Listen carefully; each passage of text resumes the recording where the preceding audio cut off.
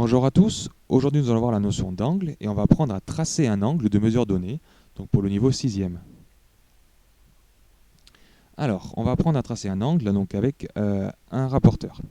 Donc un exemple 1, on va en faire 4. Donc on va essayer de tracer un angle qui s'appelle BCA de mesure 50 degrés. Donc on va pouvoir commencer à tracer une demi-droite, CA, parce qu'on sait que l'angle il s'appelle BCA, ça veut dire que le point du milieu, ça va être l'origine de notre angle. Donc on peut tracer une demi-droite CA et ensuite il faudra tracer la demi-droite CB. Alors après, je vais prendre mon rapporteur et donc je vais repérer ma croix pour mettre l'origine de l'angle. Donc l'origine de l'angle, on a dit que c'était le point C, donc je vais le poser dessus. Et je vais faire en sorte de mettre mon trait sur la demi-droite que j'ai tracée.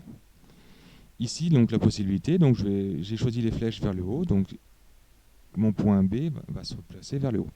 Donc ensuite, avec ma graduation, je vais faire un petit trait, une petite encoche au niveau de 50 degrés, ici.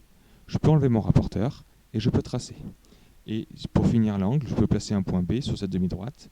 J'ai bien un angle qui s'appelle BCA de 50 degrés.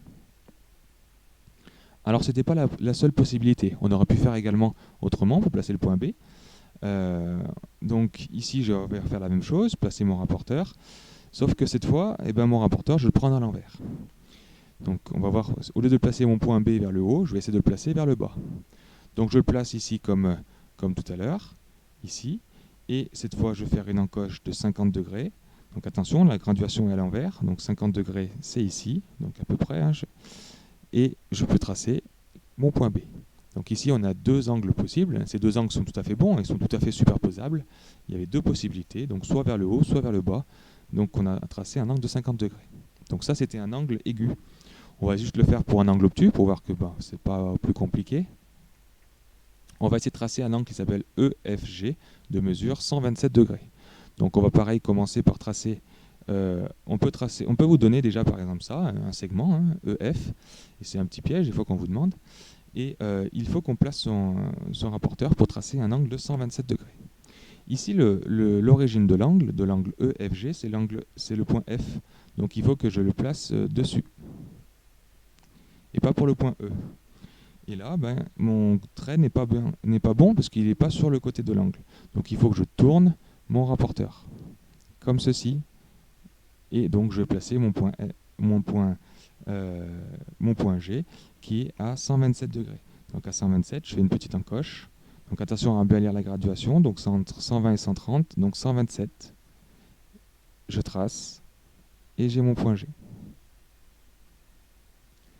Et la mesure de l'angle fait bien 127 degrés. Il y avait une autre possibilité pour le point F. Pour le point G, pardon. Donc on fait toujours pareil, sauf que cette fois je place mon rapporteur à l'envers. Si je le fais comme ça, pareil, il est pas mal placé, donc il suffit de le tourner, et comme ça je pourrais placer mon point G vers le haut. Donc on va à un angle de 127, donc à lire ici, et j'ai le point G là. J'ai mon angle qui fait 127 degrés. Donc il y a toujours deux possibilités pour tracer un angle, donc soit en principe vers le haut, soit vers le bas, tout dépend comment est votre demi-droite du départ.